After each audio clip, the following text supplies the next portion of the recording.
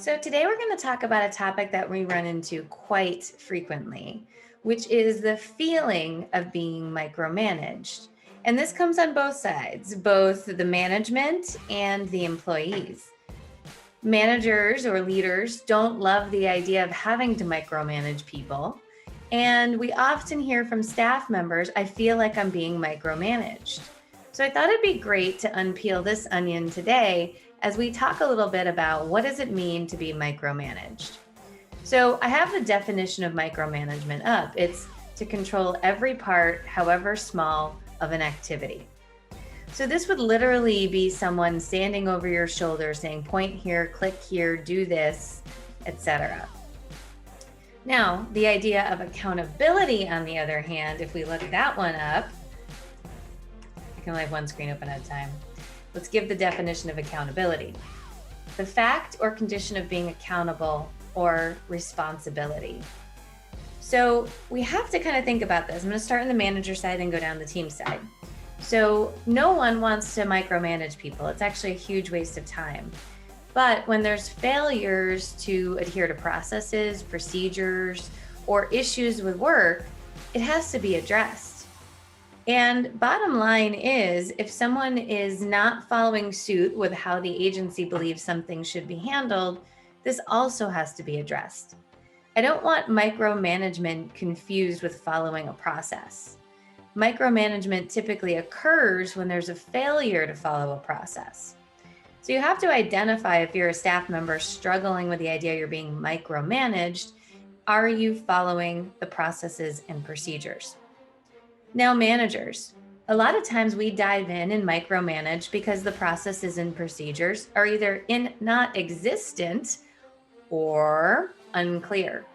And so we end up sort of getting our hands in wet and dirty because there's a failure to have it clearly outlined. There's also a difference between a one-time failure and a repetitive action. Oftentimes, micromanagement develops when it's a repetitive action, and there's not a great way to address it.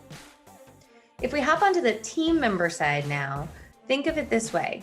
If you're failing to follow procedures or raise your hand saying, I'm uncertain, you might feel micromanaged. But you also have to identify, am I confusing micromanagement with accountability?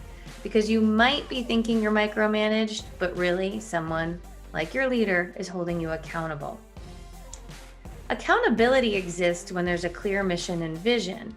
And so you can say, hey, if you want to lose 10 pounds, it's not bad to have your best friend knock donuts out of your hand. That's accountability.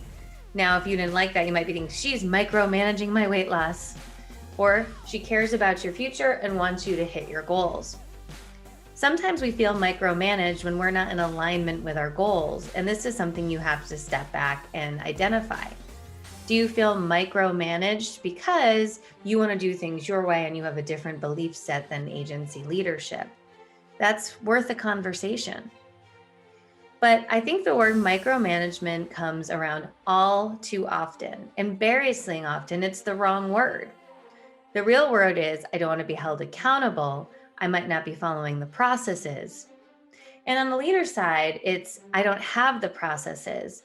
Somebody is not in alignment with my belief system. These are the two key triggers you need to focus on if you feel like you're stepping in and micromanaging, or if you're a team member and you feel micromanaged.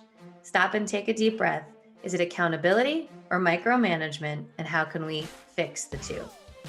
That's what I have for you today. Have a great day. Is training your insurance team on your mind? If not, it should be. Your team is your largest investment of the agency. And when they aren't trained with the best practices, you're not exactly leading the team the way you should be. Training can be difficult, right? Sometimes people aren't bought in. There's never enough time, and it can be costly. But we've solved that problem here at Agency Performance Partners. We have an online school with sales training, retention training, time management training, how to turn inbound calls into opportunities, and how to reduce remarketing. And we're adding a new course every single quarter. This can be done on your own time, and the videos are generally under 10 minutes. There's workbooks, role-playing videos, scripts.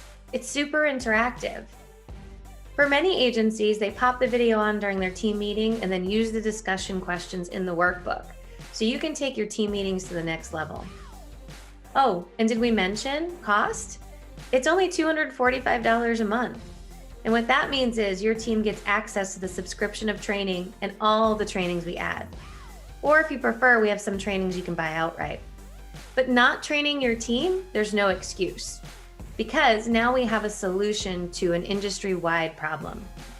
You can hop onto our website and look for the Agency Performance Pack, and that will get you there so that way you can go ahead and start training your team.